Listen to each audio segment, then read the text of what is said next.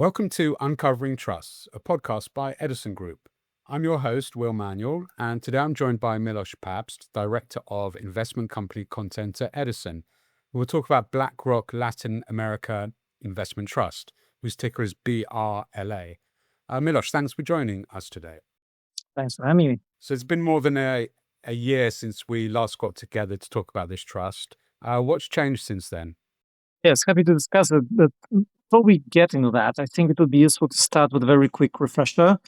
If you remember, BRLA is the only available closed-end Latin American fund. It was launched in July 1990 and has been managed by BlackRock since March 2006.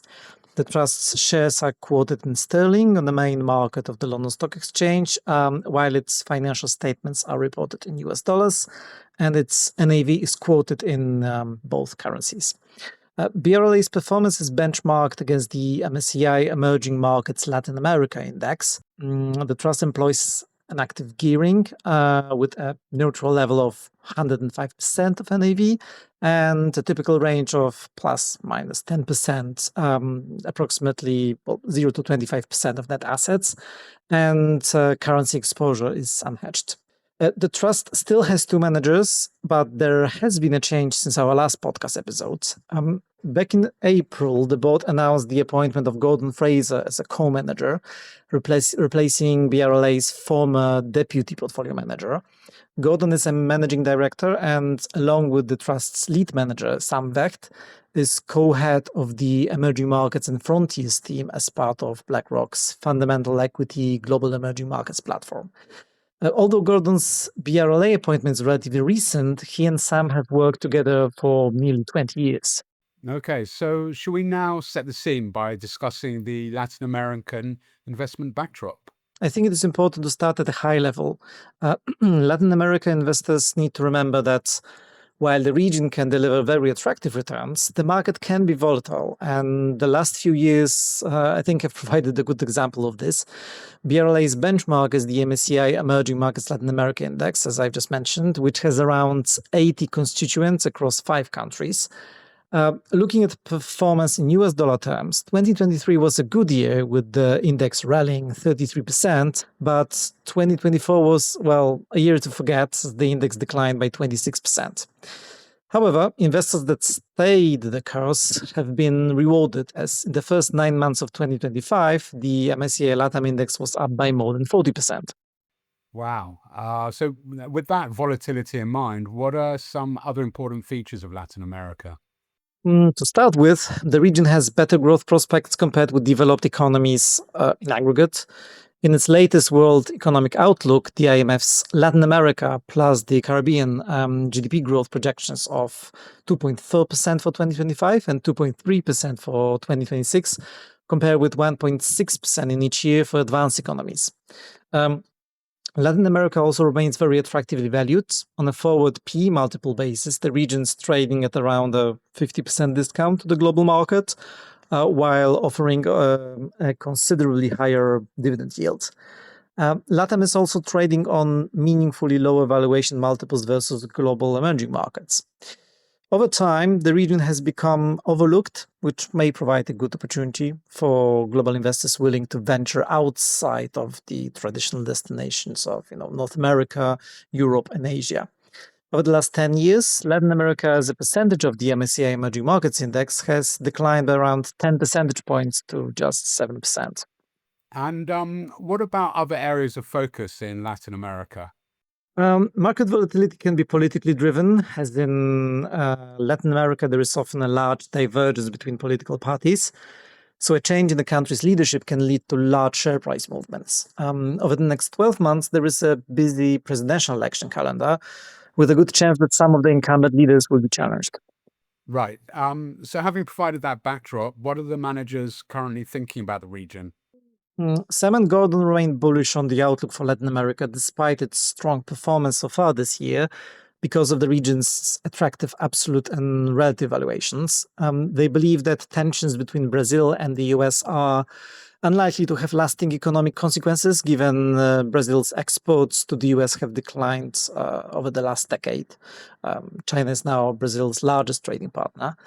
And the proposed US tariffs should have a limited real impact. The managers expect an easier monetary policy in Brazil as inflation is slowing faster than expected, which should provide a boost to the Brazilian economy.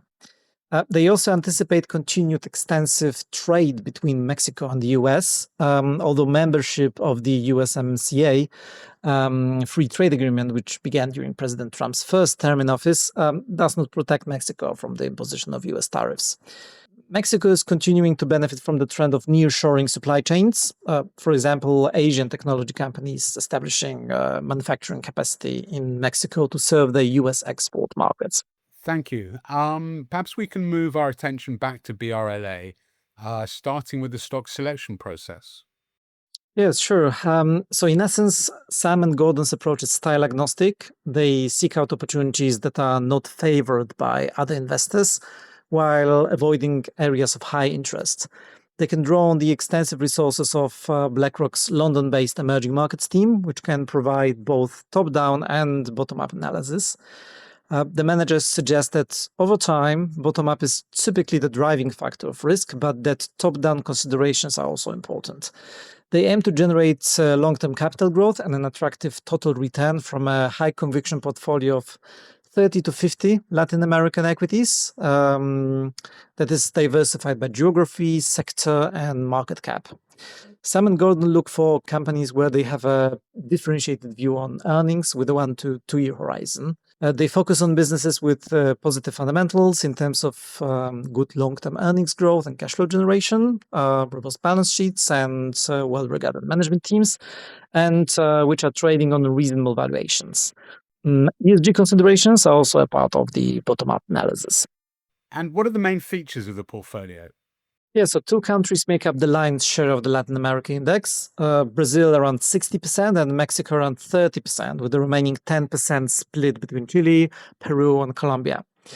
Although these countries make up the bulk of the portfolio, the managers also find interesting opportunities in some of the smaller Latin American economies, including those not included in the index, such as Argentina, Panama, or Uruguay. As stocks are selected on a bottom-up basis, the trust sector weightings can differ meaningfully from those of the index. BRLA's 3 largest sector allocations are financials, which has an underweight exposure versus the benchmark, while materials and industrials both have above index weightings. Together, these 3 sectors make up 60% of the portfolio. Okay, and can we drill down and highlight some of the stocks? Sure. The Trust top 10 holdings make up around half of the portfolio and operate across a range of industries.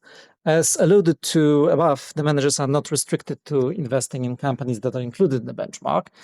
So here are a few of BRLA's largest positions. Grupo Financiero Banorte is one of the largest Mexican banking and financial services holding companies with a wide range of operations, including broker-dealer, insurance, and mutual funds. Dorso Luis is a Brazilian hospital chain offering medical and hospital care services in various areas, including women's healthcare, oncology, and neurology. Rumo is the largest railway operator in Brazil, providing logistics services primarily for exporting commodities. Southern Copper's largest mining operations are in Peru, and Walmart de Mexico y Centroamérica, also known as Walmax, is a regional division of US discount retailer Walmart. Sometimes the managers seek additional value by investing in different share types. A current example is the Brazilian miner Vale, where the trust's exposure is broken down between common equity shares and American depository shares. Okay, thanks. And how has the portfolio been performing this year in a rising market? BRLA's relative performance is improving this year, having had a difficult 2024 when the Latin American market fell sharply, as discussed just a moment ago, and the managers were too optimistic about the Brazilian economy. In H1 2025, ending 30th of June, the trust's dollar-based NAV and share price total returns of 40.4% and 41.7% respectively were considerably ahead of the benchmark's 29.9% total return. This was BRLA's strongest half-year performance in more than 5 years and was helped by an overweight position and stock selection in Brazil. The managers believe that investing in Latin America requires patience and discipline to maintain or add to positions during tough times in the market. While the region can be volatile, they look to stay invested throughout cycles as they consider the strategy is key to capturing long-term value in Latin America. Wow, that is encouraging. So thank you for that. Moving on, so far we've focused mainly on BRLA's capital return potential. As the trust has a total return objective, should we turn to the dividend policy? Of course, since July 2018, quarterly dividends are paid, each of which are equivalent to 1.25% of BRLA's calendar quarter end US dollar NAV. This policy aims to help narrow the trust's discount by making it more attractive to income-oriented investors. There is flexibility as distributions can be paid out of income or capital. This ensures that the managers are not forced to seek a higher portfolio yield, which may be at the expense of capital growth. Thank you. Before we wrap up this podcast, could you remind us about the trust's discount control mechanism? Sure. The board employs a discount control mechanism aiming to reduce BRLA's discounts volatility, favoring a conditional tender offer rather than share repurchases. Subject to the biannual continuation vote in 2026 being passed, a 24.99% tender offer will be triggered if the trust outperforms its benchmark by less than 50 basis points per year over the 4 years ending on the 31st December 2025, or if BRLA's average share price discount to common income NAV exceeds 12% of this period. While the trust's relative performance has been strong in 2025, there is still a way to go to meet the performance hurdle. Great. Thank you for an interesting insight into this unique regional investment trust. You've been listening to Uncovering Trusts, a podcast by the Edison Group. If you want to find out more about BRLA and other investment companies we cover, please visit www.edisongroup.com.